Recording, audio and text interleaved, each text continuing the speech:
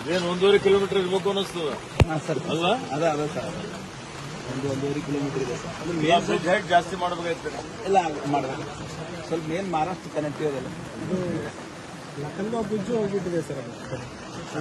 Okay ಧ್ವಜದುರ್ಗ ಹೋಗೋಣ. ಹಾಂ ಆಯ್ತು ಸರ್.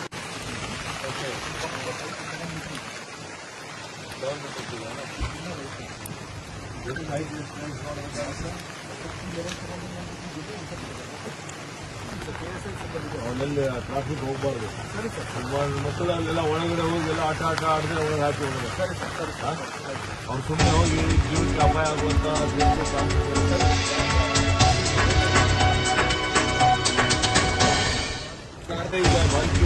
ಬ್ಯಾರೇಜ್ ಎಷ್ಟಿದೆ?